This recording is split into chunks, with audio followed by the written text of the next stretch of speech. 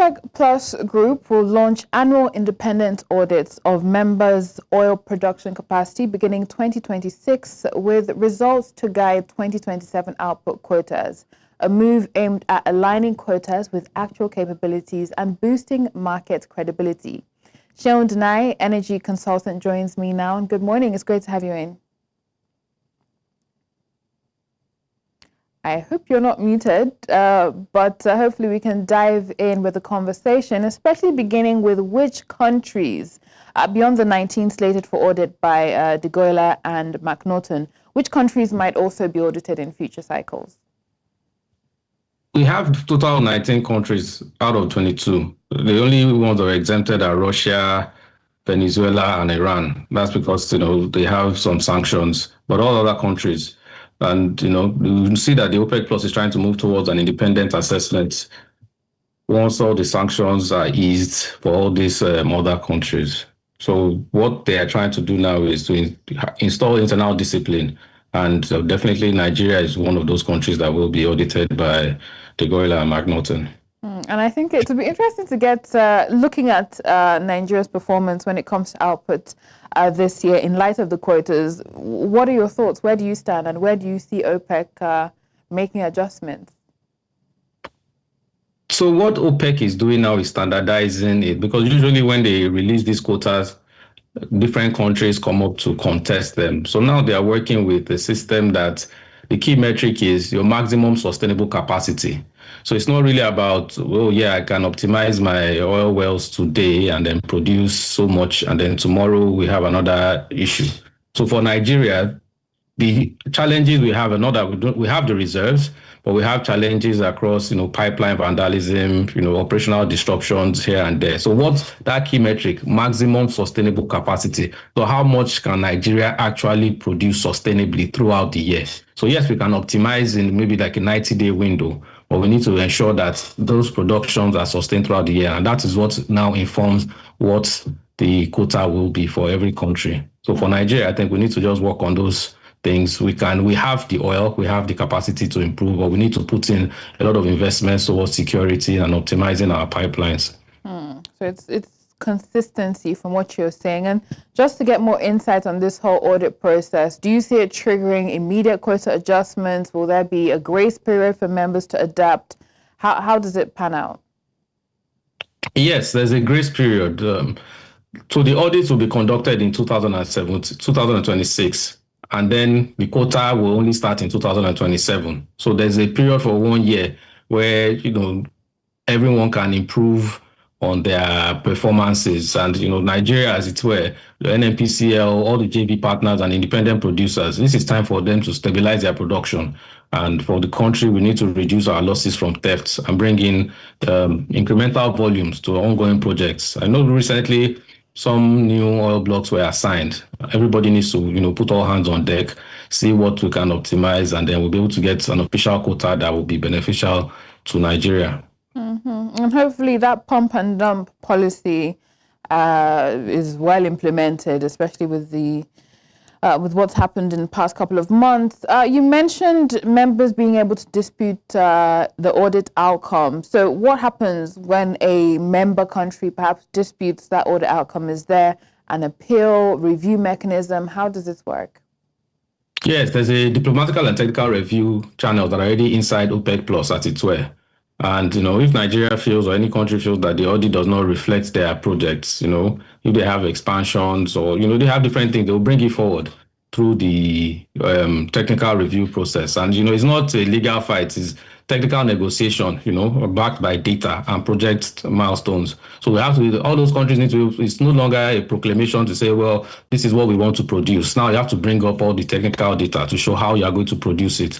And because we know that this quota system is not to vindicate or to witch hunt any country, is actually to help the world as a whole to be able to project, the energy requirements and to also guide investors so that we no longer have oil prices going up today, going down. These are systems that they're trying to put in place to ensure that we have stable oil prices, there are no shortages, and everybody can work. And then also to incentivize countries that are putting in a lot of investments into oil production.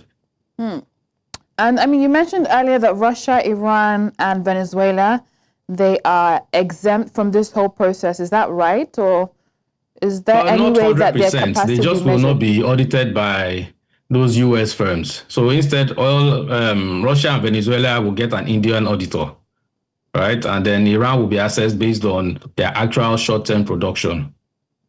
So they will not be exempted, just that they will not be audited by the same firms that are auditing all other 19 countries because they are sanctioned by, definitely they are sanctioned by the United States and other countries. So they don't trust the US firm or US firms coming to audit them. So they definitely will not be accepting. So, but then they will be, Russia and Venezuela will be audited by an Indian auditing firm, while Iran will be audited based on their short-term production. And do you see countries scrambling together to perhaps invest briefly to perhaps inflate capacity before audits, rather than actually, as you've pointed out, sustainably expanding production?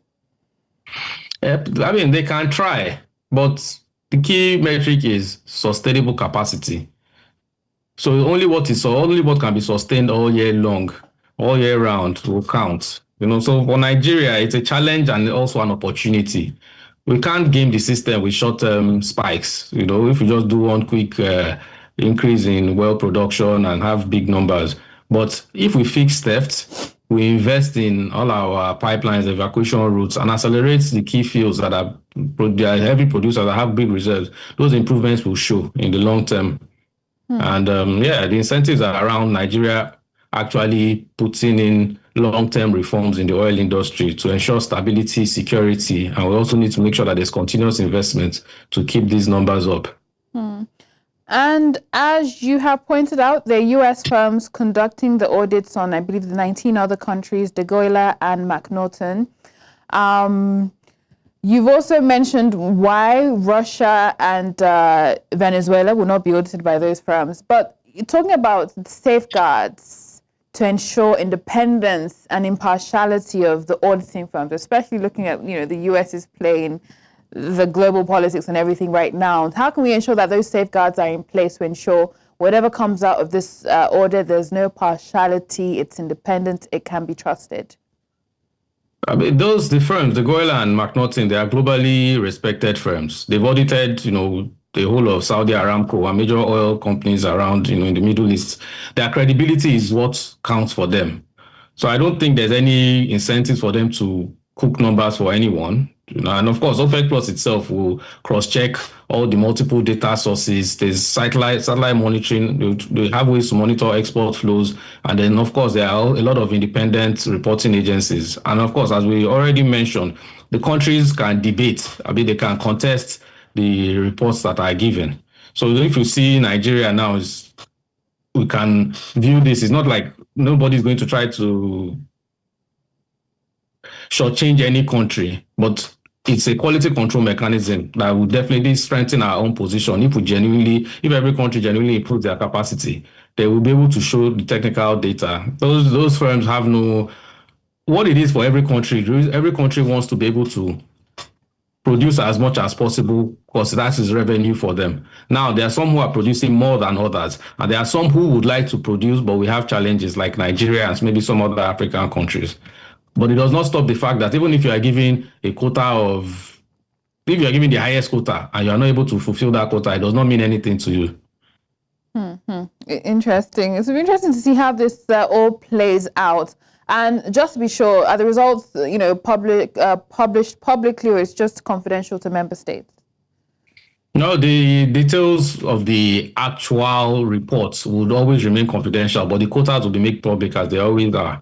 So it means that Nigeria's capacity, whatever numbers comes out of the audits, will become visible to global markets, investors, leaders, and several analysts across the world. And definitely, we should always say it's positive. The transparency would actually help Nigeria. It will, clarify, reduce risk premiums. It will attract a lot of upstream capital and to build credibility in the eyes of global financiers. So it's the details itself will not be public, but there are a lot of companies who invest in this research and always have that data available for purchase for analysts. But evidently, the quota would always be public. Okay, look forward to it. Obviously, always be public. I look forward to seeing how this all pans out. The capacity-based quota system How do you see that affecting global oil prices and perhaps even supply stability in 2027 and beyond? I mean, the move is geared towards maintaining and restoring stability and credibility. And in the short term, it will support more predictability in the pricing. For Nigeria specifically, if we don't fix our production, the audit will lock us in a lower quota, which will translate to lower revenue and less geopolitical weight, technically, if we're not producing so much. And in the years coming, people will be able to plan. There'll be long-term sustainable rewards for those who plan and the people who are producing seriously, because then those who are inefficient or underperforming will seem punished. And here it puts Nigeria at a crossroads, because then we decide now either we want to modernize and secure our oil infrastructure and improve our production, or we just accept what we have and then so this is no longer the period of every country just proclaiming what they want. People need to plan, and we see that the world is actually even moving towards a more energy efficient system, because of global climate change and global warming.